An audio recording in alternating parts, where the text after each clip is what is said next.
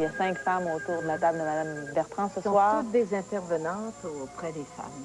C'est ça. Alors, je vous les présente. C'est rare qu'elle m'aide comme ça. Laissez-moi donc faire ma job. Alors, je vous les présente. Lise Jacot, Oui.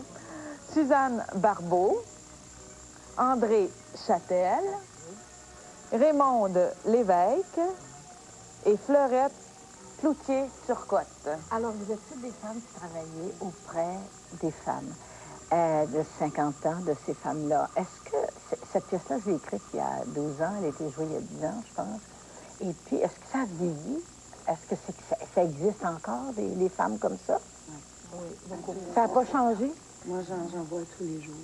Des femmes comme ça? Oui, absolument. Puis, comme Lise disait, on va en voir encore dans 10 ans. Et on voit même la situation à un âge plus jeune que celui-là. Ah, les femmes oui, aussi elle a 56 en ans. demandent aussi, avec un besoin de se situer comme cette femme-là l'avait. Ça vient même plus jeune maintenant. L'abandon, la perte vient plus jeune à cause de mille et une choses de la vie. Le syndrome du nid vide. Les femmes qui ont investi dans le rôle, dans la maternité, puis qui se retrouvent les mains vides. Et qui ont investi, qui se sont sentis utiles, qui se sont définis, c'est ça qui m'a frappé tout le long, qui se sont définis par leur utilité constamment. C'est pourquoi cette femme-là est prête à mourir, elle ne sert plus à rien. Donc, si plus personne n'a besoin de moi, pourquoi j'existerais? Et ça, c'est... On voit ça beaucoup, beaucoup quand le mari part, quand les enfants partent, quand il est vide. Mais tu sais, moi, j'aurais pensé qu'après 10 ans, parce que ça a été écrit il y a 10 ans, après 10 ans, que les choses auraient changé, que les femmes... Puis vous me dites que c'est encore pareil et qu'il y a des femmes de plus jeunes, même des femmes qui travaillent. Oui, les scénarios changent parce que la vie moderne nous oblige à changer notre style de vie. Mais il reste que l'investissement, le principal investissement des femmes, c'est toujours dans la famille.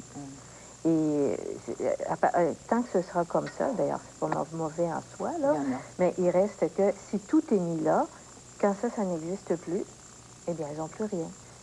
Et puis, selon le message que Simone nous a donné, elle se définissait toujours par ce qu'elle faisait, pas par ce qu'elle était. Alors, ce qu'elle était, elle ne l'avait jamais regardé. Parce que c'est pas des mauvais enfants, là. C'est pas des mauvais enfants. On ça. vivent leur époque. Et son mari, il est parti.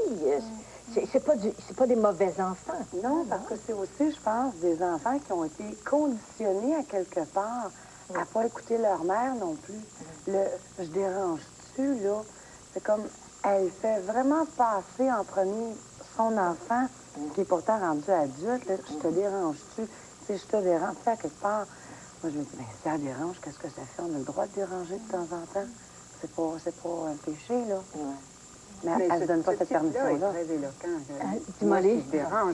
Au fond, elle voudrait donc pouvoir déranger à quelque part. Elle voudrait pouvoir prendre sa place. Elle attend qu'on dise ça. Si elle n'arrive pas, il y a une colère derrière ça incroyable. Quand elle dit un mot vulgaire, là, elle dit, quand j'ai juré fidélité, elle se sent aussi qu'elle s'est fait avoir dans le mariage. Elle s'est fait avoir. Elle s'attendait à ce que le mariage lui apporte l'amour pour la vie, fidélité et tout pour la vie. Elle s'attendait que les enfants, on lui avait dit que les enfants étaient pour la récompenser. Elle a oublié la partie qui lui appartenait à elle. Ce qu'elle avait à faire aussi là-dedans pour se rendre heureuse. Il n'y a pas juste les enfants puis le mari. Il y avait un bout où elle était responsable d'elle là-dedans. Sauf que c'était pas ça qui était le contrat. Et justement, moi, c'est comme ça que je l'ai vu quand elle a remis le voile. J'avais l'impression qu'elle se retrouvait devant le contrat. Le contrat qu'elle a signé. C'est-à-dire qu'il y avait une entente derrière ça qui était, d'un côté, je vais tout donner. Oui. Et on va me remettre. Et en retour, je vais recevoir l'amour, la sécurité. Mais c'est ça la colère des femmes dans la cinquantaine aussi. C'est ça, c'est qu'elles réalisent qu'il y avait comme dans le contrat des petites lettres. Les écrit qu'elle n'a pas lu. Peut-être que ton mari va partir. Peut-être que tu vas te retrouver tout seul à 50 ans. Peut-être aussi que tu as quelque chose à faire, toi, pour toujours t'entretenir, pour toujours être sûr que tu vas continuer de t'aimer, et tu vas continuer d'être fier de toi, d'avoir un petit quelque chose qui est comme en dehors. Mais ça, c'était une petite clause. Mais tu sais, le conditionnement, toi, Raymond, t'es jeune, là. Le conditionnement, toi, t'as 50 ans. Le conditionnement des femmes de 50 ans, ça a été donner tout. Plus tu donnes, plus tu reçois. Ouais. Qu'elles endossaient de façon exagérée la responsabilité familiale.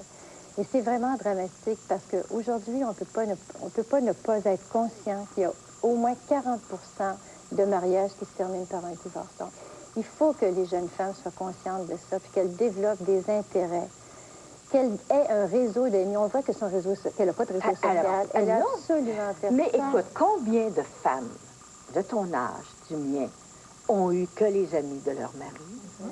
Quand le mari part, il part avec ses amis. Les femmes, l'amitié entre femmes, c'est très récent, ça. C'était pas la mode. On n'avait pas d'amis de femmes parce que on se mariait puis on avait les amis du mari. Sous l'insuffisance du réseau social, ça, c'est une des choses que j'entends le plus souvent à la clinique de ménopause où je travaille. Il y a beaucoup de femmes qui, effectivement, sont jamais développées ça. Et d'autant plus qu'elles vivent en couple, elles ont l'illusion que parce qu'elles ont un conjoint dans leur vie, qu'elles vont vieillir moins seules. On oublie trop souvent que la seule personne avec qui on est sûr de vieillir et de mourir, c'est avec nous-mêmes. Hein? Et si le conjoint disparaît pour une raison ou pour une autre, ou qui part avec une autre, ou quand les enfants partent, elles se retrouvent effrayamment seules. Et cette histoire-là est très tragique. C'est vraiment une histoire de deuil constant. Oui. Mais je trouve que ça illustre bien comment les deuils commencent bien avant la cinquantaine aussi. Cette femme-là s'accroche de façon désespérée à des rêves en miettes. C'est d'abord le rêve d'une relation avec une mère qui l'aurait écoutée, qui l'aurait reconnue pour ce qu'elle est. Ensuite, il y a le rêve les rêves qu'elle a fait de pouvoir étudier, et elle a dû renoncer à ça.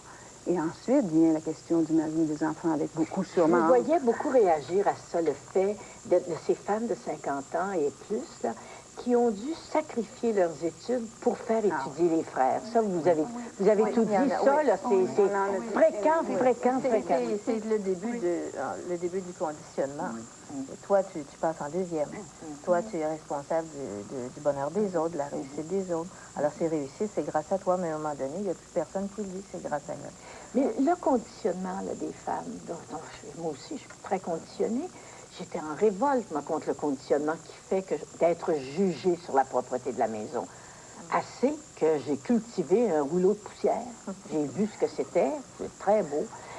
Pour juste être en révolte contre ma mère qui disait une femme, il faut que sa maison soit propre. C'est sur ça. Est-ce que ça existe encore? Vous qui voyez beaucoup de femmes, la valorisation par la propreté, la tenue de maison. Oui. Je vous disais tout à l'heure, je vous parlais des ateliers d'autonomie affective qu'on a à Concertation Femmes. Et dans chaque atelier, c'est un thème qu'on aborde où, à un moment donné, on dit, écoute, là, il va y en avoir peut-être des petits moutons chez vous. Il faut que tu penses à autre chose. Faut que tu développes autre chose pour t'aimer que la propreté de la maison. Propre, là. Exactement. C'est comme, il y a beaucoup de femmes, elles n'ont que ça. Elles n'ont que ça pour sentir qu'elles sont bonnes, qu'elles sont nettes à quelque part, qu'elles sont nettes en dedans.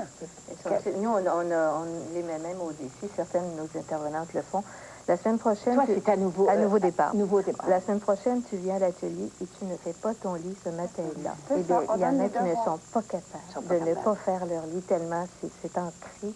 Et la perfection, la règle, la conformité au code de l'éducation, ça passe par là, même des plus jeunes. Hein. Et il faut que ce soit fait. Sinon, leur valeur, elles la cherchent. C'est pas ce qu'elles sont. C'est là qu'on comprend sa rage, parce que c'est une femme qui a tellement... Le contrat, elle l'a ramassé, Simone, à la perfection.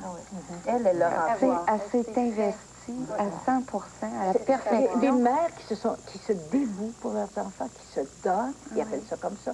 Je me suis donnée, mais on est des humains. Les femmes qui se donnent comme ça, elles attendent en retour. Et c'est ça la colère, elles veulent plus. Et puis ils ne peuvent pas l'avoir en retour. Non. Et ça, c'est amplifié par le changement assez rapide qu'on a eu dans la société québécoise. Alors, on est passé rapidement d'une société très traditionnelle à une société moderne où l'individu comptait beaucoup plus. Alors, tout ce problème-là s'est amplifié, mais d'une façon catastrophique. Alors, celles qui n'étaient pas rebelles, celles qui remettaient rien en question, elles ont continué le modèle et puis elles se retrouvent encore plus flouées, si on peut dire, que leur mère l'ont pu l'être. Il y a beaucoup de femmes, effectivement, qui ont reçu une éducation qui les a amenées à une confusion totale entre être et être égoïste. Le message qu'elles ont reçu, c'est... Si tu penses à toi, t'es une égoïste, c'est ça. Ce qui fait qu'à un moment donné, elle se nie totalement. Il n'y a plus de place pour elle. Mais derrière ça, derrière après tout ce que j'ai fait pour toi, après tous les sacrifices que j'ai faits, il y a cette colère qui... Il faut pouvoir prendre sa place dans la vie à quelque part. Il faut pouvoir laisser place à un certain... D'ailleurs, le taux de suicide est très grand chez les personnes de 50 ans qui se retrouvent comme ça. Les enfants partis, le mari parti, qui se retrouvent complètement affolés. Le suicide ou la surmédication. Ou le suicide par la surmédication. Combien? Ils s'endorment. Les problèmes d'alcoolisme. Les problèmes d'alcoolisme. On parlerait plus parce que toute cette colère-là, parce que vous avez vu, cette colère-là, elle sort pas vraiment. Elle finit toujours par donner raison à l'enfant. Oui, c'est correct, t'as raison, je dérangerai pas, elle s'excuse. Alors, cette colère-là qui sort jamais, elle se retourne contre elle. C'est pour ça qu'elle va se détruire. Tout ce qui sort pas vers l'extérieur, c'est en train. Alors, cette femme-là, si elle se suicide pas, là, elle est sauvée in extremis parce que quelqu'un enfin a besoin d'elle. Mais si elle se suicide pas, elle va boire. Et il y a beaucoup de personnes de 50 ans, de femmes de 50 ans qui sont alcooliques, cachées, où elles vont prendre tellement de pilules qu'elles vont être dans les vapeurs tout le temps. Geler pour ne pas sentir cette souffrance qui est là. Elle peut tomber malade. Oui. Elle peut tomber malade. Elle le faisait petite. D'ailleurs, elle avait déjà trouvé le filon. Elle se disait constipée pour que sa mère la regarde. Et même à son âge, elle téléphonait à son médecin, elle allait le voir, même quand elle n'avait rien. Alors, c'est le même schéma qu'elle a suivi. Et on a pu voir comment est-ce que simplement l'intérêt que lui a porté la personne qui venait porter les médicaments, comment est-ce que pour elle, ça a été cet ange de celui. On peut voir comment est-ce que ça prend rien. Juste quelqu'un qui s'intéresse un petit peu à soi, puis ça, tout de suite, on a vu aller vider le verre qu'elle avait préparé, le fameux Il y a beaucoup de gens qui, quand la pièce a joué, il y a beaucoup de gens qui m'ont dit, mais pourquoi cette femme-là n'avait pas du bénévolat? C'est très... réponds. Moi, je trouve, les femmes qui ont été conditionnées de cette façon-là, leur cercle de vie, c'est la famille. Elles ont vécu par procuration, à travers le mari, à travers les enfants. Alors, arrivé à cet âge-là, comment voulez-vous que spontanément, elles aillent toutes seules face à ce monde extérieur contre lequel elles ont toujours été protégées? Il y a toujours eu un tampon. Alors, elles ne peuvent pas y aller. C'est trop difficile pour elles. Alors, elles restent dans le monde physique qu'elles ont connu et elles ne sont pas capables de Est-ce qu'il n'y a pas aussi un danger de faire du bénévolat de la même façon? Un bénévolat qui devient servir encore, s'oublier pour servir? Je sais pas si ça va bien. J'en ai vu, moi, des cas. Je répondrais à quelque chose à ce niveau-là. C'est que moi, ce que je vois, c'est que elle est en train de vivre, Simone, puis les femmes dont on parle, tout un éclatement de son sens, tout ce qu'elle a mis comme sens à sa vie, à ce qu'elle est. Et je pense qu'elle a besoin d'abord de vivre le deuil de ça, avant d'être capable de s'investir d'une nouvelle façon dans des projets. Moi aussi, j'ai pu voir des femmes qui se mettent à un moment donné à s'occuper 4, 5, 6 soirs par semaine pour se retrouver au bout de 5, 6 mois à ce régime-là, devant le même sentiment de vide. Et je pense qu'avant qu'elle puisse sortir vers l'extérieur, elle a d'abord besoin d'en parler de sa peine, d'en parler de sa rage, de redonner un sens à ce qu'elle a vécu. Parce qu'on a beau dire qu'elle a été, qu'elle a vécu une trahison là-dedans, qu'elle a vécu une perte de sens, ce qu'elle a mis là-dedans, sa générosité, le meilleur d'elle-même, son dévouement, sa capacité d'être active, elle a besoin d'abord de se le récupérer. C'est-à-dire, j'ai pas dans un groupe de support. Oui, pour aller se redonner ça. Mais ces femmes-là ne vont même pas dans un groupe de sport parce qu'elles ne sont jamais sorties de la maison. Elles finissent par parce que moi, je regarde chez nous, c'est ces femmes-là qu'on a. Alors, elles finissent par y arriver, soit elles vont être référées par le CLSC ou par un médecin, ou elle fait, ou Ou à la elles vont rigueur, j'aurais dit par un regarder, parler pour pharmacien, parler, hein. Voilà. Il y a des groupes de Voilà, sport pour voilà. ces femmes-là. Oui, exactement. Et juste pour parler du bénévolat, je pense que pour les femmes qui seraient dans cette situation-là et qui nous regardent, il faut savoir aujourd'hui que le bénévolat, il se choisit aussi. Quand on parlait de la crainte, est-ce qu'elles ne vont pas aller se donner? C'est important de... On sentait que la dame, là, elle était prête à prendre n'importe quoi. Oui. Alors là, avec, elle ne s'occupe pas vraiment de son besoin. Un vrai chien au lieu d'un en plus, ça nuirait pas aussi, hein? On regarde ça, puis on y cherche toutes sortes de solutions. Pourquoi est-ce qu'elle n'a pas un vrai animal? Il me semble que ce serait moins Oui, mais c'est ça, prendre le temps de choisir dans quoi elle fera son intervention, faire quelque chose parmi une équipe qui saura l'apprécier, avec qui elle sera à l'aise. Et ça existe, je pense, à tous les organismes communautaires qui cherchent des bénévoles. Mon Dieu, il y a moyen de choisir aujourd'hui. Qu'elle puisse ressortir Effectivement, d'elle. je pense que c'est important qu'elle qu'elle ait en exactement. termes de crise d'identité, c'est bien important. Il y a vraiment, dans la crise d'identité, là, une période de confusion totale. J'étais la femme de, la mère de. J'ai plus de mari, mes enfants sont partis, je suis quoi? Elle a besoin de se redéfinir et de se redéfinir sur des Mais bases comment on complètement fait ça, André, différentes. se redéfinir? Bien, je pense que c'est d'abord d'être capable de se recentrer avec ce qu'elle veut vraiment. C'est incroyable le nombre de femmes qui savent absolument pas ce qu'elles veulent, ce qu'elles désirent. Dans des plus petits détails. Si ça fait plaisir à l'autre, c'est correct. Et c'est vrai que ça peut être bien agréable de faire plaisir aux autres et de partager, mais entre ça et pas être capable même de savoir ce qu'on veut, il y a quand même... Oui, mais quand tu as 56 ans comme ça, puis que ça fait 56 ans que tu te dévoues, que tu te... J'emploie les mots, là. Que tu te dévoues, que tu te donnes, que tu aimes, que tu es au service de tes enfants, comment veux-tu? C'est un long cheminement. Ça prend un long cheminement. Ça prend 3 mois pour défaire 50 ans. C'est comme ça, c'est comme se remettre au monde. Comme se remettre au monde sur des nouvelles bases. Parce que comme tu dis, quand j'ai appris à aimer de cette façon-là, c'est pas entre mes deux oreilles que ça se passe. Redites-moi, là, redites-moi, vous êtes sûr de ça, que des femmes comme ça, moi je pensais que c'était en voie de disparition, qu'il y avait quelques exemples. Vous dites qu'il y en a plein. C'est même pas une caricature. Il y en a peut-être qui vont regarder ça et dire, c'est même pas une caricature. Mais peut-être que la situation est peut-être moins dramatique que la personne qu'on a vue ce soir. Mais quand même, des femmes qui vivent le départ de leurs enfants et qui vivent le départ aussi du mari, elles vivent, peut-être qu'elles vont un peu à l'extérieur, mais c'est aussi très, très dur pour elles. Les femmes sont restées à la maison pendant des années, elles n'ont pas de revenus, elles n'ont pas d'identité, comme on a dit. Elle a le chèque que son mari lui envoie. C'est et la ça. maison qu'il a laissée, à qui il faut qu'elle dise merci. Et ça, c'est un gros problème aussi, l'aspect financier. Ces femmes-là qui n'ont pas de sécurité financière, elles se posent énormément de questions. Qu'est-ce qui va m'arriver quand je vais être à la retraite?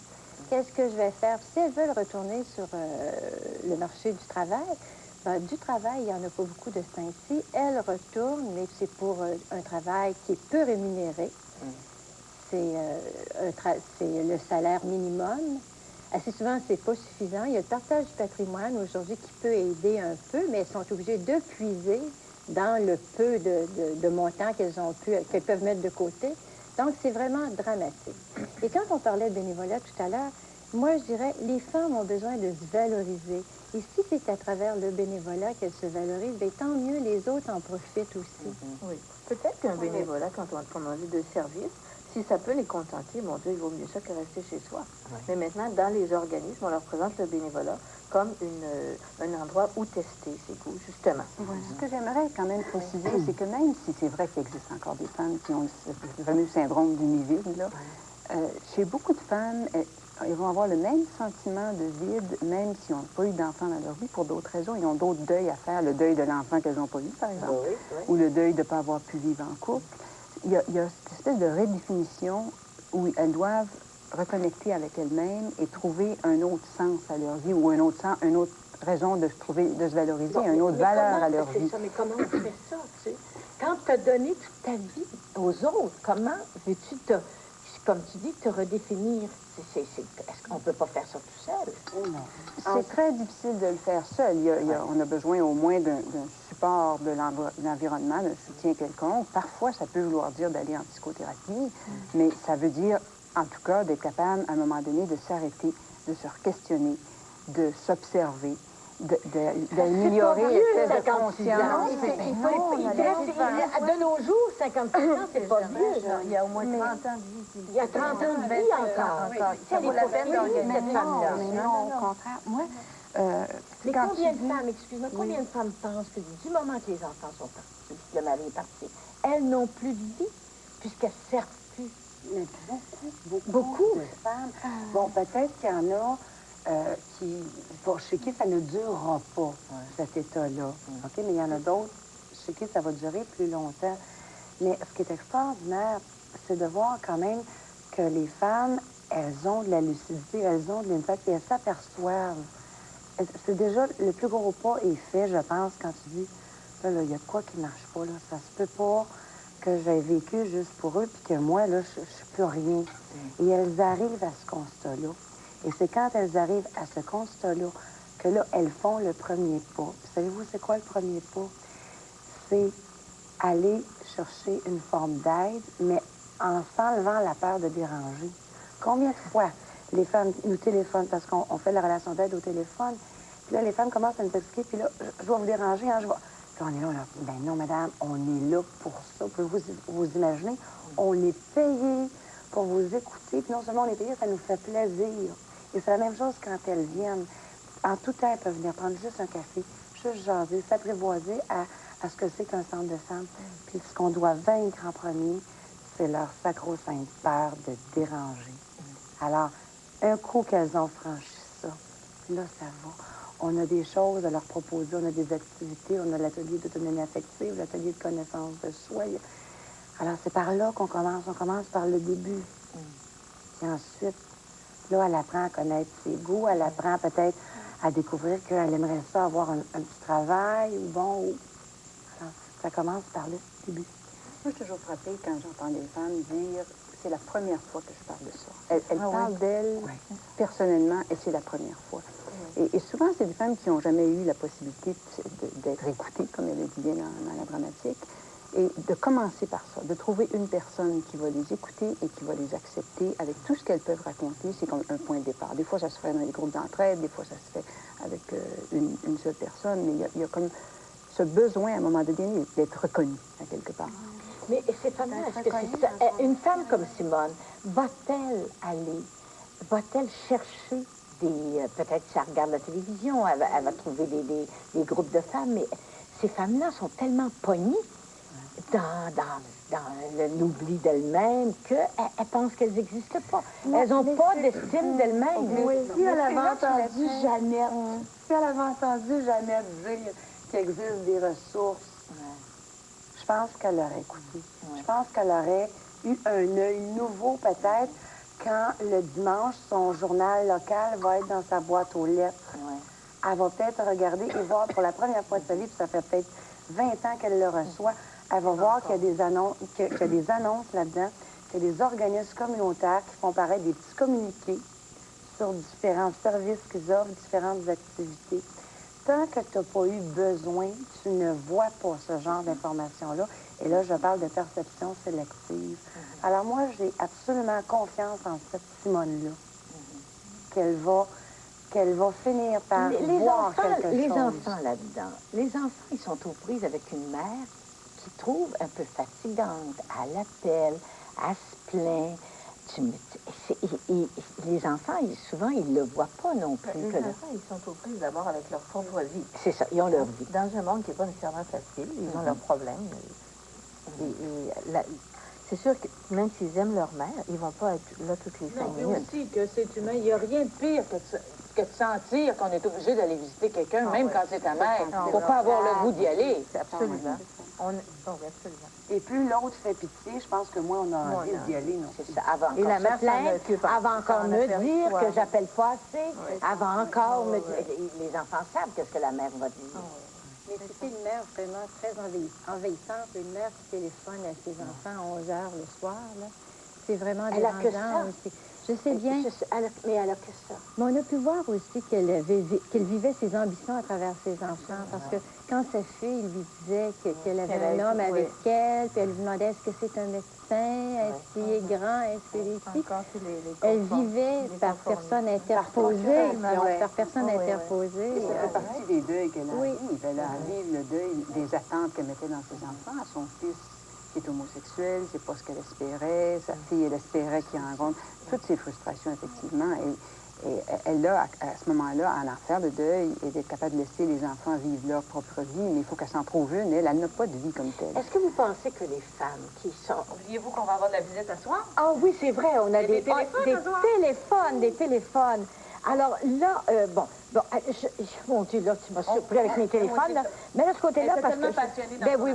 Là, on fait une petite pause avant. On fait une petite pause, et puis tout de suite, en venant, vous téléphonez pour poser des questions aux personnes qui sont ici, et aussi pour apporter des suggestions, ce qui vous a sorti, vous autres, de votre syndrome du nid vide. OK? Féliciter Mme Bertrand, sa dramatique aussi. J'espère que Simone voit que Jeannette va être à l'écoute. Oui. C'est que cette femme-là, elle attend que le ciel, elle a entendu que son mari la rende heureuse, que ses enfants la rendent heureuse. Là, elle attend encore que les autres la rendent heureuse. Elle attend constamment une solution qui va venir de l'extérieur. Et ça m'a frappé avec sa bonne Sainte-Anne. Oui. Le miracle. Que ça va venir de que moi, l'extérieur. j'appelle. Et je ne peux pas, moi, En passant, vous n'êtes pas bien fine.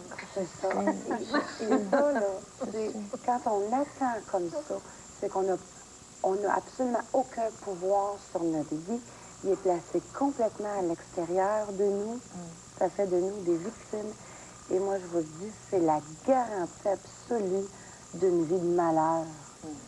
Alors, si quelqu'un peut prendre conscience de ça, là... Il ne faut pas attendre que les autres nous apportent le bonheur. Il faut se le faire nous autres mêmes. Oui, mais je pense qu'un des deuils qu'on a à le faire dans la vie, c'est d'arrêter d'attendre que la sécurité profonde qu'on peut avoir, elle nous vienne de l'extérieur. On n'est pas... Beaucoup de femmes sont comme des moitiés de femmes s'ils n'ont pas quelqu'un ou quelque chose à côté là, qui va les rassurer ou leur donner cette sécurité-là. Et je pense qu'il faut effectivement être capable de se retourner vers soi et de le trouver. Et à travers des gens, à travers des activités, on n'est pas coupé de l'extérieur, mais c'est pas dans l'extérieur qu'on va le trouver. Parfois, il faut descendre très profondément pour se mettre à réagir, puis aller chercher la force qui est en dedans. Et ce que j'ai trouvé très beau, moi, dans la dramatique, c'est que précisément quand elle touche le fond du baril et que là, cette possibilité-là arrive quand le jeune homme immigrant se présente, de voir comment c'est l'énergie vitale qui réagit, puis elle y va. Elle répond à ça. Moi, j'ai juste envie de dire qu'il y a des forces énormes chez ces femmes-là. Des fois, on est porté à entendre juste l'aspect déchirant, l'aspect difficile, mais on ne voit pas l'énorme potentiel, la vitalité qu'il y a là. Et je trouve qu'elle nous l'a montré, Simone. Et même alors qu'elle a une 7e année, elle est capable d'enseigner le français. Absolument. À un immigrant. Absolument. Et là, c'est le goût de vivre qui joue. Mais ça, c'est l'envers de la médaille. Je me suis forcée à soir. Oh, des cailles. C'est super beau. Mais ça, c'est l'envers de la médaille, parce que quand on est conditionné à ne pas se regarder, à voir toujours les besoins des autres, on ne voit pas ses faiblesses, on ne voit pas ses forces non plus. On sait rien de soi-même. On n'existe dans aucun besoin personnel. Comme on dit tout à l'heure, les femmes, souvent, elles ne savent pas ce qu'elles veulent. Elles ne savent pas choisir. Oui, c'est ça. Parce qu'à un moment donné, elles sont confrontées à la réalité. Je suis pas bonne, je suis pas belle, je suis vieille, je suis grosse, je suis pas instruite, donc pourquoi je sortirais dehors? Alors ces femmes-là, même ne sortent pas. Non, parce qu'elles ont peur aussi que tout le monde s'aperçoive qu'elles ne sont pas bonnes.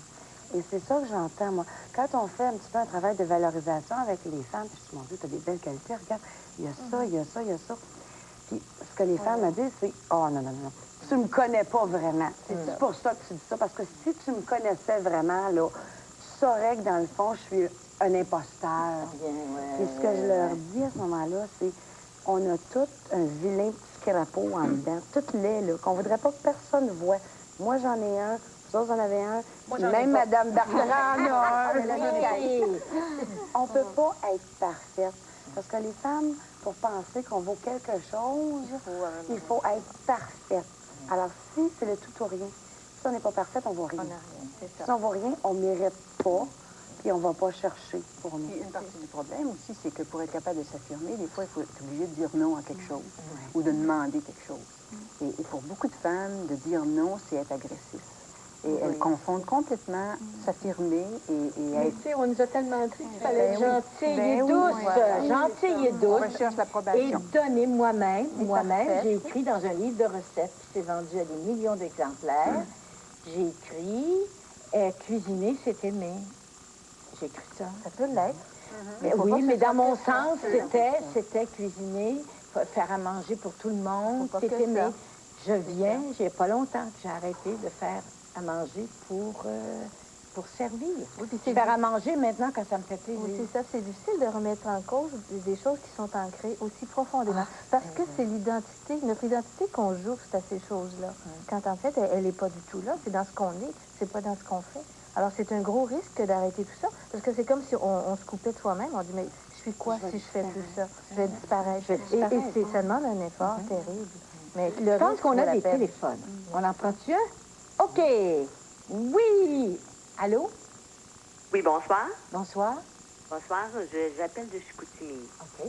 J'aimerais vous dire, en tout cas, que j'apprécie beaucoup votre émission ce soir parce que, personnellement, je suis en démarche pour justement essayer de combler cette espèce de solitude qui est difficile et qui m'a remise en question d'un bout à l'autre. Mais ce que j'aimerais peut-être, en tout cas comme question, là, vous donner ce soir, c'est de quelle façon, dans le quotidien, on peut amener les femmes qui vivent de la solitude à travers, effectivement, les enfants qui partent, le mari qui part, peu importe, dans le petit quotidien, les amener justement à se faire plaisir à elles-mêmes pour découvrir qu'on peut être bien sans toujours et nécessairement faire plaisir aux autres. J'aimerais peut-être, en tout cas, moi, entendre des petits trucs. OK. Et je pense que ça pourrait peut-être être utile Ben, je comprends. à personne. À tout le monde? À tout le monde? OK. Qui est-ce qui veut Moi, répondre? je dirais d'abord s'habiller le matin. S'habiller le Se matin. pomponner, puis se regarder pour soi-même, puis se faire plaisir à se trouver mieux habillé, maquillé que négligé. Premièrement. Ensuite, je dirais sortir de chez elle, parler à quelqu'un. Et comme ça, à la longue, on arrive à faire des contacts qui vont durer plus. Sortir de S'habiller, sortir. Oui. Se Mettre de la maquiller. musique. Ça peut être le matin, penser de se mettre de la musique. Et non seulement de se mettre de la musique, mais penser à remarquer ce qu'on aime le plus. Ça peut être prendre un bain. Combien de fois j'entends des femmes dire qu'ils n'ont pas le temps de prendre un bain, ils ne prennent pas. Ils vont prendre une douche, je vais dire, prendre un bain, un petit bain moussant, se relaxer, s'allumer une petite chandelle. C'est sûr que le premier bain moussant que tu vas prendre, il va peut-être pas te faire grimper d'un rideau et te faire plaisir. Mais c'est une habitude qu'on instaure tranquillement. Au début, il faut se forcer. C'est pas évident que ça nous fait. La première chose qu'on fait nous fait plaisir. Ça peut être d'aller à la bibliothèque. Parce que là, j'entends, je vois venir les femmes qui disent, moi, j'ai pas d'argent pour me faire plaisir. Aller à la bibliothèque municipale, trouver une revue, un livre qui puisse nous faire plaisir, des petites choses comme ça. Arrêter chez le fleuriste, m'acheter un petit bouquet de marguerites. Ça coûte pas très cher, des marguerites naturelles. Mais on n'est pas habitué à faire ça. C'est pas pour nous autres qui achètent un bouquet pour les autres. Quand quelqu'un qui est malade, c'est... D'ailleurs, on le voyait dans notre dramatique, Simone prenait une petite crème de ventre par année. Oui. Elle ne se serait pas risquée à se donner plus de plaisir que ça. Alors, c'est une notion qu'il faut intégrer Se dans... faire des gâteries, Des se gâteries. gâter. Oui, s'acheter un beau couvert de vaisselle, par exemple. Ça, je vais me faire plaisir. La fin de semaine, je vais manger dedans. Je vaux la peine. Je mérite. Oui, Non, peut-être juste essayer de se convaincre aussi, comme point de départ, que la solitude, ça peut être le point de départ de quelque chose de créateur. Et qu'il y a des beaux côtés à la solitude. Oui, et qu'on peut profiter de cette solitude-là pour arriver à se comprendre mieux, à se connaître mieux.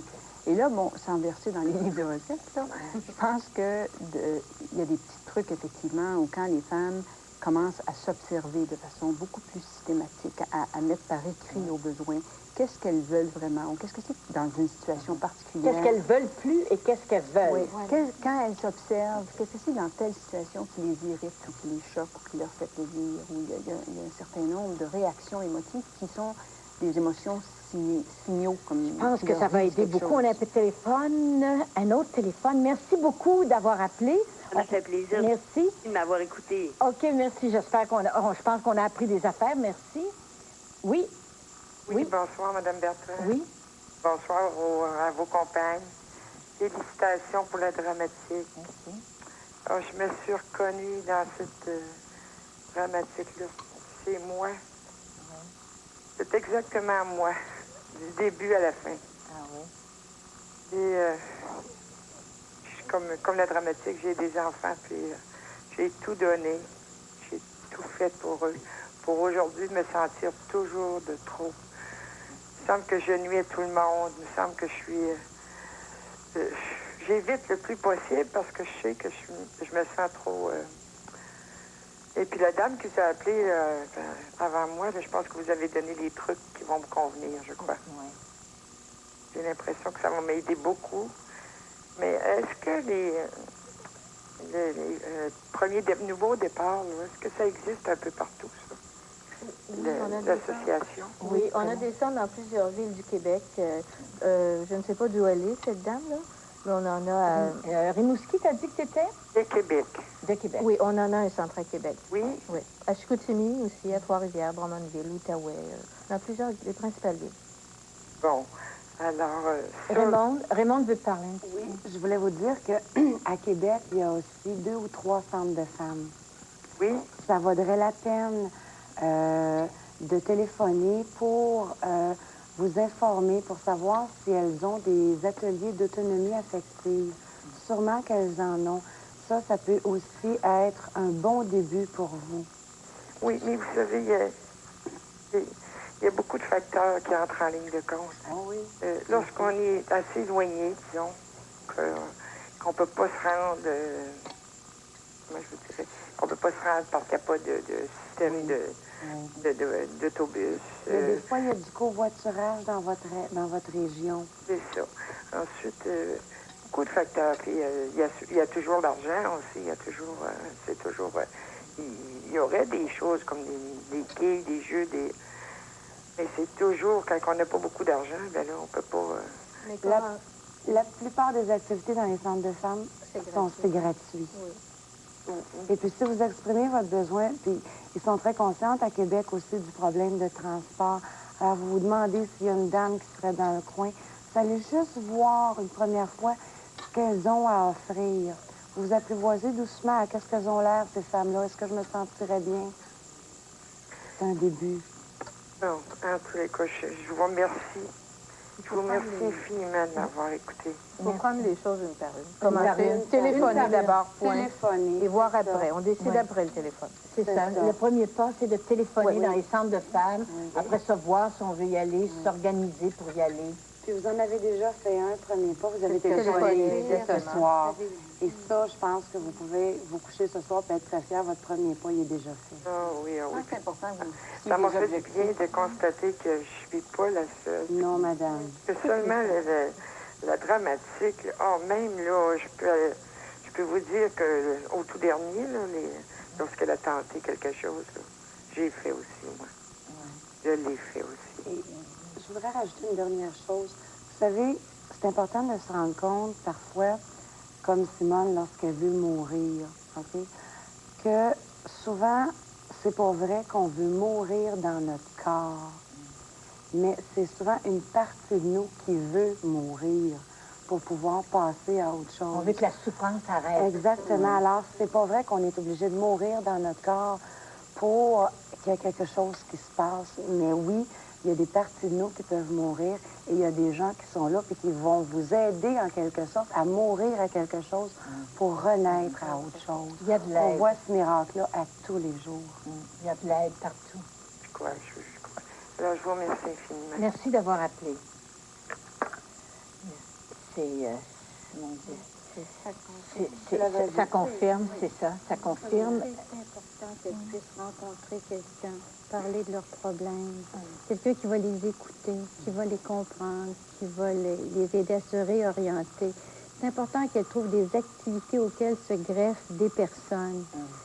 C'est ça, c'est d'être entré en contact avec d'autres personnes. Et toutes les femmes pensent qu'elles sont seules dans ce problème-là. Quand elles arrivent, qu'elles voient qu'elles en ont d'autres, déjà, c'est un immense soulagement parce qu'elles disent, bon, mais je suis pas anormale. Déjà, juste de téléphoner ici, là, ce soir, elle s'aperçoit qu'il y en a d'autres. Oui. Vous dites qu'il y en a d'autres. Donc, elle n'est pas normale si elle n'est pas seule là-dedans. Et quand quelqu'un a des idées suicidaires aussi, ça devient important là, qu'elle fasse vraiment, si elle se sent le courage de le faire, de faire un premier pas pour aller chercher l'aide, au moins d'une personne, une aide qui est très assidue.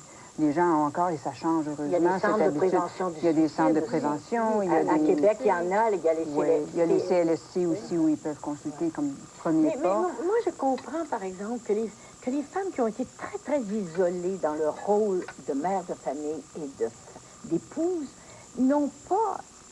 Écoute, moi, j'étais jamais allée à la banque quand je me suis séparée. Je n'étais jamais allée à la banque.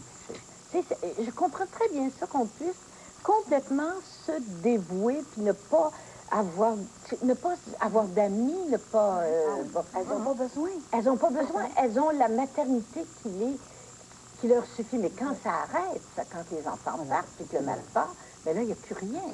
Et c'est une chose qu'on peut prévenir parce que le passage de cet âge-là, c'est comme la préparation d'une retraite.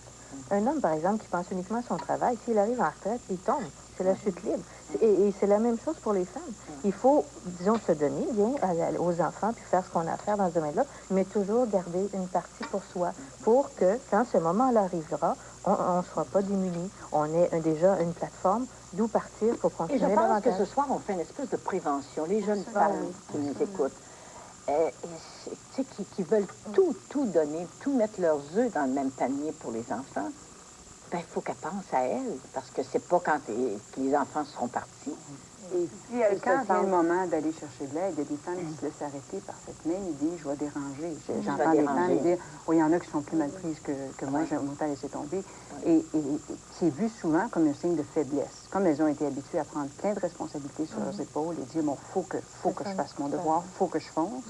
Elles se l'accordent souvent pas. Et ce que je dis souvent aux femmes, c'est la seule bonne raison pour aller chercher une aide, c'est d'avoir envie que quelque chose change. C'est pas les gens les plus malades ou les plus démunis qui vont chercher de l'aide. Au contraire, c'est vraiment avoir envie à un moment donné que quelque chose change dans sa vie et aller chercher à ce moment-là une aide en conséquence.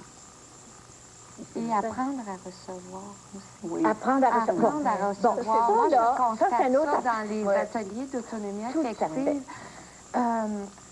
La capacité de donner, pas de problème avec ça, mais juste apprendre à recevoir quand ça vient vers nous, des marques d'affection, des marques d'estime, de l'appréciation. Il y a tout... Mais combien de femmes de 50 ans ou plus ne sont incapables de recevoir un cadeau? Ils sont pas capables de recevoir un cadeau, recevoir un compliment. Ils n'aiment pas ça. Non. J'aime pas ça, recevoir des cadeaux. Parce que, aussi, tu te sens, qu'est-ce que je vais être obligée de faire après? Ils vont se sentir en dette 2 fois plus, ils ne sont pas bien là-dedans. Ils aiment, laissez-moi donner, je suis bonne là-dedans, mais j'aime pas ça. Ou encore d'être l'objet d'attention, elles ne savent pas comment réagir. C'est pas un schéma qui leur est familier. Alors, elles ne savent pas quoi faire. Alors, elles aiment mieux éviter ça. Ils ne savent pas quoi faire avec les compliments. Non, parce qu'elles deviennent le centre d'attention, puis au fond, elles se disent, je mérite pas ça, je vaux pas ça. Donc, le malaise... Incapable de prendre un compliment. Ça, on voit ça, plein de femmes, incapables. Tu dis, t'as une jolie robe. Oh non, c'est une vieille affaire. C'est beau tes cheveux. Non, je suis pas peignée. Pas capable de prendre un compliment. Alors qu'on en a si besoin. Mais oui, et alors qu'on passe nos vies à gonfler l'ego des personnes qu'on aime. C'est quelque chose que vous m'avez montré, Mme Bertrand. Dis merci. Dis merci. Merci. Au début de parler, quand on s'est rencontrés, là, il y a 10 ans, là, qu'elle me veut, c'est beau ta robe. C'est une vieille femme. On dit merci, puis on se ferme la boîte. Fait que là, après 3 ou 4 fois, là. On dit merci et on y goûte. Mais ça, mais comment ça se fait qu'on est comme ça? Mais c'est pas ce qu'on a appris. Quand on était jeune, puis quelqu'un nous faisait un compliment, qu'est-ce que nos parents nous disaient? Faut pas être orgueilleux, c'est pas vrai. Dis-lui pas ça, elle va s'en faire.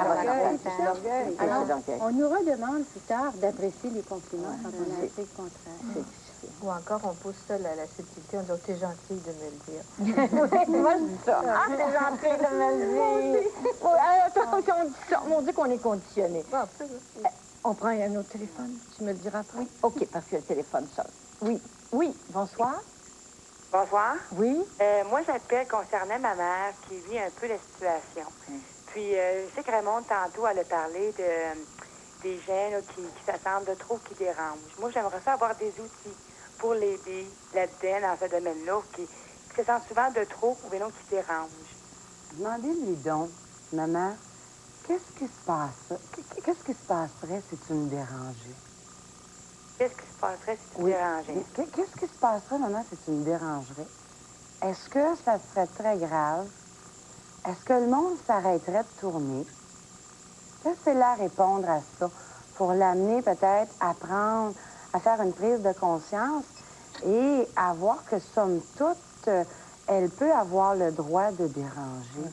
Elle se sent toujours coupable. Elle se sent toujours de trop, puis elle n'est pas correcte. Elle se sent pas bien dans cette situation-là. Mais c'est bon, ça, Raymond, de lui dire, mais tu as le droit de me déranger. Ça me fait plaisir que tu me déranges, maman. Oui, oui. Et même si, à la rigueur, ça ne me fait pas plaisir, parce qu'il se peut que la journée où ça arrivera pour de vrai, peut-être que ça ne fera pas plaisir, mais que sa mère n'a pas toujours non plus à lui faire plaisir tout le temps. Et que ça m'arrive, moi, je vais être dérangée, ça ne me fait pas nécessairement plaisir, mais je vais quand même prendre le temps. Comprenez-vous? C'est pas dramatique quand même que son enfant, il est dans un petit moment de déplaisir. Il n'est pas dans un moment de colère. Il est dans un moment de déplaisir. Quand ma mère me téléphone et que je suis en train d'écouter un très bon film, sur le coup, là, ça me fait pas plaisir. Mais je ne vais pas en mourir. Et c'est ça que ces femmes-là doivent comprendre. L'autre, au bout de la ligne, là, il ne va pas en mourir. C'est pas une question de vie ou de mort. Et de laisser à l'autre, à ce moment-là, la responsabilité de faire ce qu'ils veulent avec ça. Est-ce que ça répond à ta question? Oui, mais je trouve que c'est pas juste avec moi, c'est dans tous les domaines. C'est pas juste au niveau des autres enfants, dans tous les domaines. Je trouve qu'elle sent toujours de trop, puis donc qu'elle dérange. Ben, elle aime mieux se retirer. C'est que c'est toute la difficulté qu'elle a. Quel âge elle a, votre mère? 63 ans. 63 ans. C'est quand même jeune. C'est toute la difficulté qu'elle a de prendre sa place. Vous savez, si elle a l'impression là, que sa place, ça tient juste sur un dixaine, je pense que c'est de l'amener à prendre conscience. Qu'est-ce que ça veut dire être de trop, maman? OK. Et de lui montrer que des fois, je pense qu'on est bien plus de trop en pensant tout le temps qu'on est trop. Tu sais, dans le fond, là... Oui, c'est bon, ça. Alors, vraiment, de l'amener à voir qu'elle a une place et ce n'est pas aux autres de la lui donner. Si elle ne veut pas être de trop, bien, je pense justement qu'elle aurait intérêt à travailler pour la prendre un petit peu plus sa place. Essayez de lui lancer un petit défi comme ça, puis revenir voir, est-ce qu'elle a réussi à le relever, puis comment elle s'est sentie, qu'est-ce qu'elle a vécu. Discuter un petit peu avec elle de ce qu'elle vit. OK. Et parfois, ça peut aider quelqu'un comme ça, si on peut dire de façon non rejetante, évidemment, si ça me dérange, laisse-moi la responsabilité de le dire. Là, toi, qu'est-ce que tu veux? De la renvoyer à ce qu'elle désire là-dedans. Elle a envie de parler. Si vraiment je suis pas capable, parce que je sais pas, là, il y a quelque chose d'absolument urgent à faire, c'est ma responsabilité de le dire.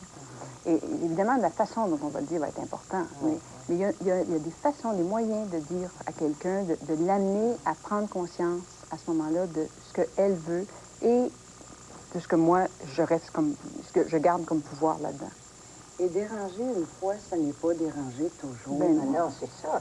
Ça peut tomber. Mais que quand tu on déranges. se fait dire qu'on dérange, on a l'impression qu'on est toujours dérangeant, qu'on est toujours... Et ça prend chez ces femmes-là une ampleur absolument dramatique. Alors, Et elle a 63 ans, ce serait merveilleux si elle allait dans les centres de femmes.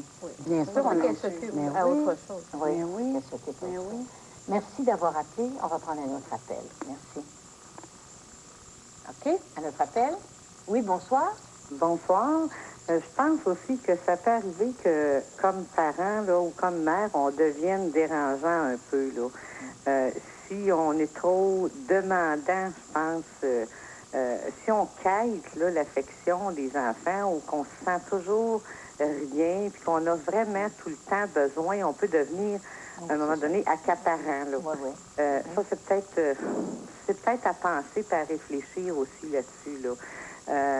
Mais moi, je dis que c'est sûr que si on investit comme parent beaucoup, là, puis qu'on s'est surtout vu comme mère, et puis comme bien souvent aussi la mère ou la femme dans votre dramatique, là, qui investit toute sa vie dans sa relation avec quelqu'un, je pense que là, il faut réajuster ça. Puis quand on voit que ça se réajuste pas, là, c'est nous autres qui doivent s'aligner autrement. Là. Je pense pas qu'on doive investir au point de vouloir ou de penser que la vie est finie parce que quelqu'un, parce qu'on convient pas à quelqu'un ou je sais pas comment expliquer ça trop, là. Mais je trouve pas que les enfants, dans le fond, là, quand on les éduque, qu'on les élève, puis qu'on investit dans ça, c'est dans le fond pour qu'ils soient heureux. Puis c'est pas pour aller... c'est pas pour en penser que plus tard, là, quand ils sont grands, là, ils vont être là parce que nous autres, on va en avoir besoin à notre tour. Là. Moi, je suis bien gros contre ça. Je me dis que ça doit être un plaisir de fréquenter ces enfants. Ça doit être un plaisir quand ils viennent nous voir aussi. Là. Et puis, si ça devient pas ça, là, ben, pour moi, là, ça devient un peu triste aussi pour tout le monde. Puis peut-être aussi dérangeant pour tout le monde. Peux-tu vous dire quelque chose, madame? Oui. J'aime beaucoup Mme Bertrand ce soir. Mme Bertrand m'a déjà dit que quand tu veux être sûr que tes enfants ont vraiment le goût de te voir, là, oui. C'est quand t'es jamais là pour eux autres. Puis là, ils commencent à se poser la question, ben voyons, comment ça, t'es encore parti, puis ça, puis il n'y a pas moyen de te voir, puis t'es jamais là, puis ça fait 3 fois que je t'appelle. Là, les enfants, ils commencent à vouloir te voir.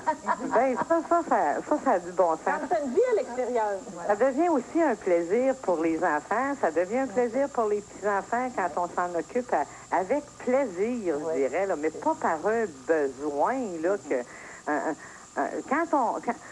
Moi, je pense que quand on commence à sentir qu'on a vraiment un si grand besoin, là, c'est pas d'aller, je pense pas que ce soit d'aller vers nos enfants, là, mais justement vers des groupes comme ça, vers des personnes qui sont pas impliquées émotivement dans nos problèmes de couple, puis nos problèmes de ci ou de ça, là. C'est des personnes comme nous autres, du même âge, qui vivent des choses semblables. Je pense qu'on dérange pas nos enfants. Puis en même temps, nous autres, ça nous aide à passer à travers, puis on se sent peut-être mieux compris, puis ils sont en dehors de notre problème, eux autres. Fait que moi, je pense que c'est bon que vous parliez de ça, là, parce que c'est sûr, j'en connais des femmes, moi, qui pleurent parce que les enfants, ils vont pas, ou etc., mais c'est parce que les enfants en peuvent plus à un moment donné. Et puis, ils se comprennent plus, là, puis ils sont malheureux, tout le monde, au fond, puis dans le fond, tout le monde s'aime, mais sauf que ils pensent trop, ils attendent trop de la relation du parent-enfant, puis l'enfant-parent, puis ça finit plus, ça, cette histoire-là. Puis je me dis que quand on devient adulte, on a le droit à notre vie. On l'a fait, notre vie, nous autres. Puis moi, je sais pas, là, mais... Vous avez raison, vous nous donnez des bonnes idées. Merci beaucoup, madame, d'avoir appelé. On va prendre un autre appel. Merci. OK? Alors, on prend un autre appel tout de suite. Oui, bonsoir. Bonsoir, mesdames. Bonsoir, Jeannette. J'ai beaucoup aimé la dramatique. Rita Lafontaine joue tellement. Ah, es-tu bonne? Bonne? Qu'elle est bonne, qu'elle est bonne. Je dois abréger, j'aurais énormément de choses à vous dire, mais je vais vous dire, avant de vous dire comment je comble ma solitude, je suis veuve depuis près de 6 ans.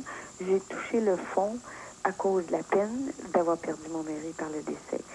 Mais je me fais plaisir maintenant. J'ai 63 ans et j'ai appris à me faire plaisir, premièrement en commençant par me faire un beau lifting qui m'a rajeuni entre 15 et 20 ans. Maintenant, mes fils sont mariés, sont établis au loin. Je m'ennuie beaucoup d'eux autres, puis de mes petits-enfants. Et c'est eux autres qui me téléphonent quand je passe une semaine sans leur appeler, leur téléphoner. Mère, qu'est-ce que tu fais? Qu'est-ce qui arrive? On a appelé, t'étais pas là. Parce que moi, je les ennuie pas. Alors, ça me fait plaisir de me faire dire ça. Ben, appelle plus souvent, là, hein? Maintenant, je garde des petits-enfants chez eux de 3 ans et 6 ans, 5 jours par semaine, à salaire déclaré. Maintenant, je donne un reçu tous les mois à mon employeur. Et tous les lundis matins, les petits m'attendent. Et ça fait 1 an que j'y vais et je constate l'amélioration dans leur éducation. Le papa s'attend beaucoup de moi et j'ai réussi à les améliorer, soit dit en toute humilité. Et il y a encore beaucoup à faire, ce sont des petits-enfants. Puis quand j'aurai plus l'énergie, merci mon Dieu, j'ai de l'énergie à revendre, j'irai vers le bénévolat. Puis les fins de semaine, au lieu de m'ennuyer, assez souvent, je vais dans ce qu'on appelle les déjeuners rencontres. Pas pour rencontrer des messieurs, pour jaser avec tout le monde. Avec qui est là. d'autres femmes. On jase entre femmes et hommes. Ceux qui veulent venir s'asseoir à notre table, tant mieux. Mais c'est pour jaser. De 9h à midi et demi, 1h. Ça, c'est presque un but. C'est très agréable à penser. Oh, je vais m'ennuyer en fin de semaine, ben je vais aller là. Mais ça, c'est merveilleux.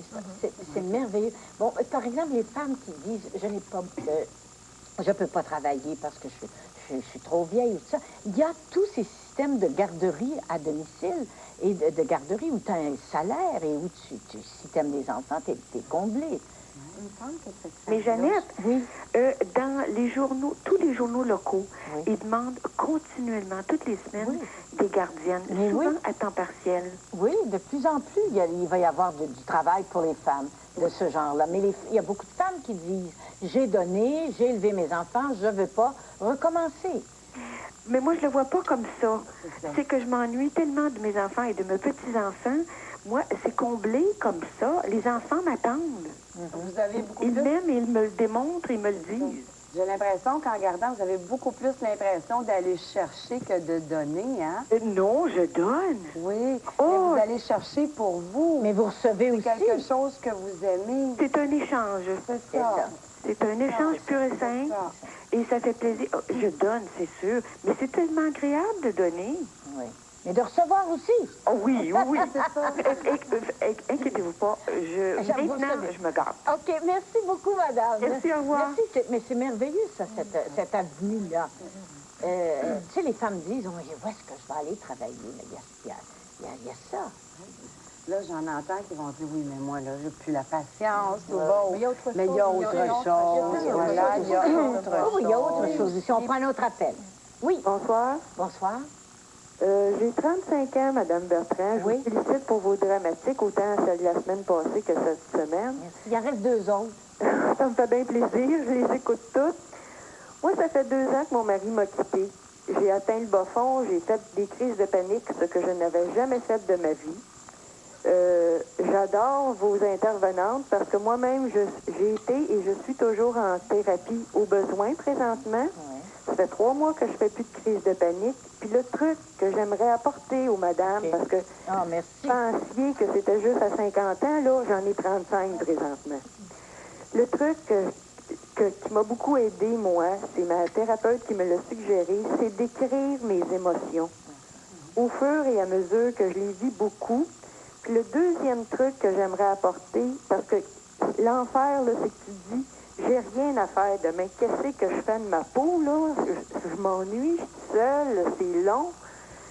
Je me fais un horaire, mais de choses qui me feraient plaisir à faire. Je la fais la veille pour le lendemain. À ce moment-là, j'en mets plus. Mais je mets pas le ménage, là. Non. Non, pas le ménage. Faire le grand ménage. Pas de grand ménage non plus. Aller voir un ami, aller me chercher un livre à la bibliothèque, aller prendre une marche.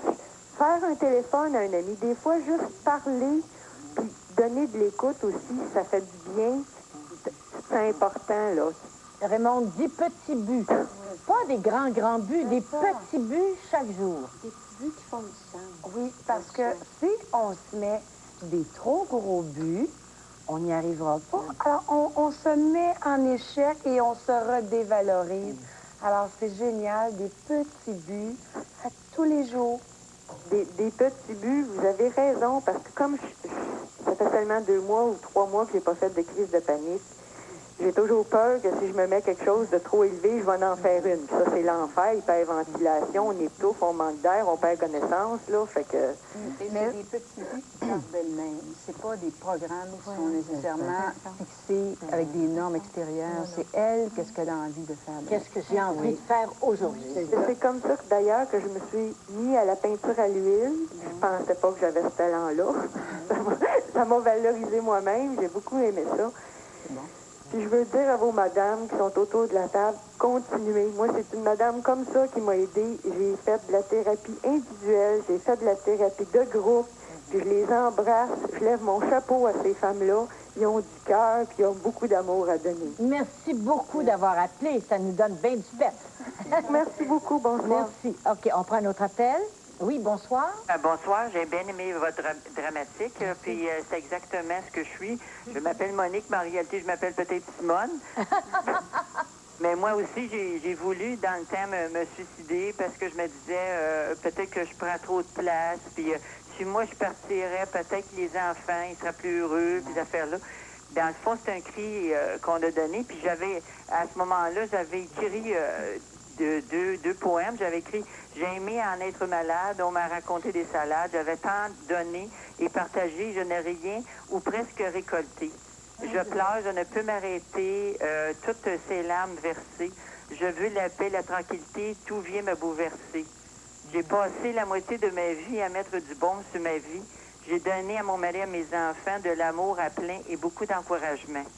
Mais maintenant, j'écris, au lieu d'écrire ces choses-là, j'écris pour La Voix des aînés, un CLSC. Puis à ce moment-là, je me suis découvert, je savais que j'avais des talents, mais je me disais, si je peux aider d'autres personnes, tout en m'aidant moi-même, parce qu'en étant en évidence, puis je joue au bowling 2 fois par semaine, puis aussitôt que j'ai ma revue qui est imprimée, je la distribue à plein, puis je me sens importante, je me sens... je suis bien, bien, bien heureuse. Puis quand vous disiez tantôt, il y en a qui se garochent sur la drogue ou les pilules ou ils essaient de s'engourdir. Moi, c'est sur les hommes que je me suis garochée d'une certaine façon pour aller chercher l'affection que j'avais besoin. Puis je prenais toujours des gens à problème, comme si en voulant, vu que j'aidais plus les enfants, bien là, j'aidais d'autres personnes puis je me sentais utile. Puis là, je me suis aperçue que mon plein d'affection, c'est moi qui dois aller le chercher. Comme ma fille, elle avait déjà dit, je l'avais appelé, puis il m'appelle pas souvent. J'en ai 4, puis il m'appelle pas souvent. Je les vois pas souvent. J'ai pas des cadeaux souvent d'eux autres. Puis je me dis souvent aussi, quand ma fille a répondu, ben moi, j'aimerais ça être à ta place, avoir tant de temps à rien faire, dans le fond. J'aimerais ça être à ta place parce qu'eux autres, qui ont leur vie, eux autres. Puis ils disent, ben pourquoi tu remplis pas ta solitude, toi, tu sais, si tu as du temps, là, maintenant. Puis là, aujourd'hui, ben là, je suis contente de faire ça parce que je me dis, je me sens importante aussi là-dedans. Je vais chercher, quand les gens te disent, « Ah, Monique, qu'est-ce que tu écris? C'est super, c'est fun, c'est en plein ce que je pense, c'est en plein ce que je désire. » À ce moment-là, moi, là, mon amour, là, l'affection, ce manque d'affection-là que j'ai manqué toute ma vie, de ma jeunesse, parce que je suis arrivée à 15e. La 15e, tu as beaucoup de difficultés à avoir un peu d'affection. Tu as tout le monde qui te dit quoi faire. Mais en réalité, toi, ce que tu veux faire, tu peux pas le faire parce que tu es supposé suivre la norme. Puis même quand je me suis divorcée, comme Jeannette elle disait tantôt, t'es grosse, t'as pas d'argent, puis t'as l'âge, t'es tout bien de rester avec lui. Puis en réalité, quand tu dis que t'as 5 900 par année pour vivre, puis là-dedans, il faut que tu ailles chercher des récompenses, il faut que tu ailles chercher des choses. Je vais à la bibliothèque, je vais au bowling, ça me coûte cher, mais je me dis, au moins, tu rencontres des gens, tu te fais du fun, puis moi, c'est le bouffon de la gang. Puis des fois, quand t'es bouffon, tu te fais passer pour quelqu'un qui est à l'index en réalité. Comme vous, Jeannette, pour les programmes, quand ils disent « Ah, parle de sexe, c'est épouvantable, ça n'a pas d'allure, ça n'a pas de sens. » Puis pourtant, si vous saviez combien de personnes vous avez aidé, vous ne pouvez pas savoir. Puis on se fait des rencontres entre femmes, on parle de vous, On se fait parler, mais on ne pose pas à la télévision, nous autres. On n'a peut-être pas le même salaire, mais on informe toi. Fait que là, je vais arrêter de parler, puis je vais vous écouter. OK. Je trouve ça extraordinaire d'entendre les témoignages. Ah, elle est formidable. On va sortir de là de bonne humeur. Ah, elle est extraordinaire. Il y a des femmes qui se découvrent. Mais ça correspond tout à fait à ce qu'on... C'est une naissance. Un nouveau à ce départ. à quoi on aspire quand les femmes disent oui, j'ai le droit d'exister, j'ai le droit de vivre et d'être bien. C'est une explosion. Et elle a bien dit qu'elle était comme Simone. Et écoutez, avez-vous remarqué le timbre de cette voix-là? Le ton, là. Et elle a été comme Simone. Puis elle est morte dans la vie. Elle est morte dans la vie maintenant. Un jour, Comment c'est important de chercher des centres d'intérêt, de trouver des activités dans lesquelles on est bien, qui nous font plaisir, dans lesquelles on rencontre rencontre d'autres personnes. On le voit, c'est un témoignage qu'on vient d'avoir. Là. Parce que ça démontre aussi que quand on apprend à vivre pour soi, on devient intéressant pour les autres. On n'a plus besoin de quêter l'affection. Les autres nous courent après. Et ce que je Parce qu'on a remarque quelque aussi chose à là-dedans, donner. c'est que les femmes, même si elles n'ont plus d'études, ont énormément de talent qui est inexploré. Vois-tu, elle vient de se découvrir. Elle est bonne en peinture, elle est bonne elle fait des poèmes qui sont merveilleux, qui sont pleins de vie. Alors, il y a beaucoup de femmes qui disent « Oh, moi, je n'ai pas de talent ». Mais ils savent pas, on ne sait pas s'ils n'ont pas de talent, il faut juste expérimenter. Et les quelques, moi, ce qui m'émerveille aussi, c'est que les quelques témoignages qu'on vient d'avoir, les femmes n'ont pas exprimé qu'elles s'étaient jugées d'avoir été des Simones. Et ça, c'est très important pour les femmes qui nous écoutent et qui ne s'en sont pas encore sorties. C'est important de ne pas se juger. On a parlé beaucoup des démarches qui étaient à faire et tout ça, des petites clauses du contrat. Et il ne faut pas se juger d'avoir été dupe. Pas dupe, mais comme elle a dit, de s'être fait fourrer. Il faut pas... Et ça, des fois, j'entends ça. J'étais-tu niaiseuse? J'étais-tu pas fine? J'aurais dû... Non, il ne faut pas se juger. Voilà, exactement. C'était comme ça à cette époque-là. Et il y a une espèce de grand principe que j'aime bien dire. Ce qui a été bon un jour n'est pas nécessairement bon toujours. Fait qu'à partir de là, on n'a pas à se juger. On a juste à, comme dire, bon, ben aujourd'hui, je décide que ça va être différent, puis je vais travailler pour... Je ne sais pas où je serai dans 10 ans, mais j'espère qu'il n'y aura plus de Simone dans 10 ans. J'espère qu'il n'y a plus de Simone, que toutes les femmes vont penser à elles. L'égoïsme, comme on disait, il ne faut pas être égoïste. Je pense qu'il faut être égoïste. Il faut penser à soi. Je ne pense pas qu'il n'y aura jamais de Simone, mais je pense qu'on peut espérer, à partir de témoignages comme ça, on en a une bonne idée, là, que quel que soit l'âge, il y a des possibilités de changement. Et beaucoup de femmes que je vois, par exemple, à la clinique, disent que c'est après 50 ans qu'elles sont le mieux dans leur peau, mieux qu'elles n'ont jamais été auparavant dans leur vie. C'est un cap difficile à franchir, mais à partir du moment où une femme connecte vraiment avec elle, il y a vraiment... Bon, d'autant plus qu'on sait qu'il y a quand même moins d'années devant que derrière, même si on disait tantôt qu'il nous reste un bon 30 ans. Il y a quand même moins d'années devant, et ça donne souvent une espèce de coup de pied pour dire, bon, qu'est-ce que je fais de ces années-là? De ces années-là. Une chance de vie, profiter de la vie. Oui. Mais bon, chacune, vous avez bon, toi, tu es à la clinique de la ménopause à Montréal. On consulte beaucoup, bon, en préménopause, mais aussi... OK. Toi, tu es où? Je suis au Centre Saint-Pierre. Au Centre Saint-Pierre, c'est dans l'Est, c'est où est Radio-Québec? Le Centre Saint-Pierre, bon, c'est un centre pour femmes aussi. C'est un centre qui donne des ateliers de différents types. Et moi, j'anime des ateliers d'autonomie affective. Bon, toi, tu es... Nouveau départ, le siège social est à Montréal, mais on a des centres dans les principales villes du Québec. On peut nous rejoindre à Montréal pour savoir où s'adresser. Et on peut avoir tous ces numéros-là en appelant lundi à Radio-Québec. Toi, c'est... Moi, je suis à la concertation femmes où on offre des ateliers de connaissance de soi, d'autonomie affective sur la ménopause. On est sur la rue Victor-Doré à Montréal. OK. Et toi? Et moi, je suis impliquée dans un centre de femmes. Alors, donc, si vous voulez avoir ces adresses-là, vous pouvez téléphoner à Radio-Québec et au centre de référence. On peut les donner. Au centre de référence, vous téléphonez, c'est dans les téléphones et on vous dit où est-ce qu'il y a des centres partout dans le Québec. Alors, il y a des choses à faire pour ne plus être des Simones. Es-tu une Simone? Pas encore, là. Non, OK. Mais ça s'en vient. Mais ils ont dit 35 ans.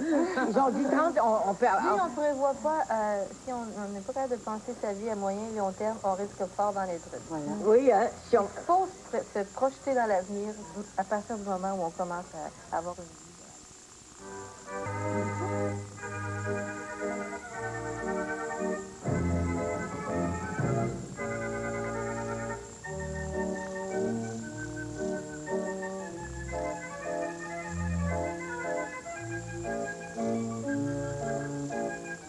C'est encore moi. J'aimerais que vous lisiez chaque vendredi mon petit mot dans le Journal de Montréal et le Journal de Québec. Il y aura des messages, des adresses utiles, des informations. Enfin, c'est un complément de parler pour parler.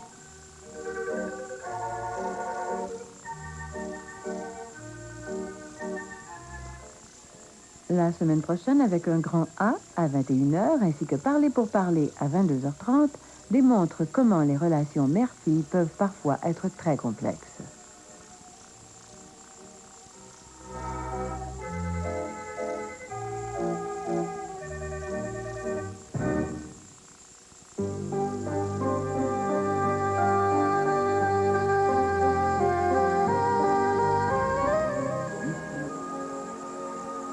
Comme tout le monde, j'ai été très émue de voir à la télévision les reportages sur les manifestations des étudiants chinois en faveur de la démocratie. Et pour des raisons toutes personnelles, mon cœur était sur la place Tiananmen. Mais je suppose que je devrais commencer par le début. Il y a 10 ans, en 1979, j'étais étudiante de 3e cycle à Berkeley, avec tout ce que cela implique. J'avais 25 ans, j'étais idéaliste, indépendante et impulsive. Aussi, quand on me proposa d'aller enseigner en République populaire de Chine, fermée à l'Occident depuis 30 ans, je sautais sur l'occasion.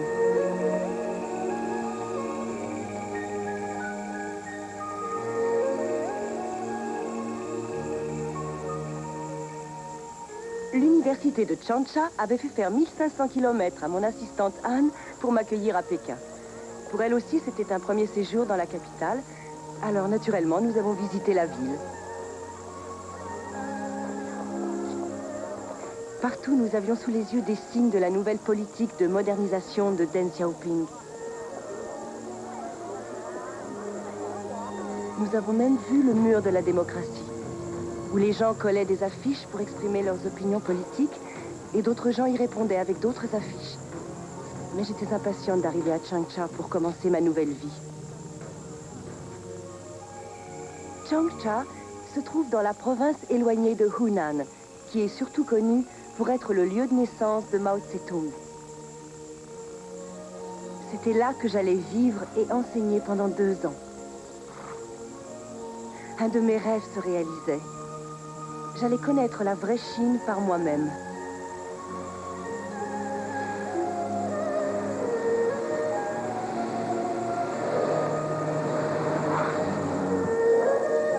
Professeur Chapiron, on est presque arrivé.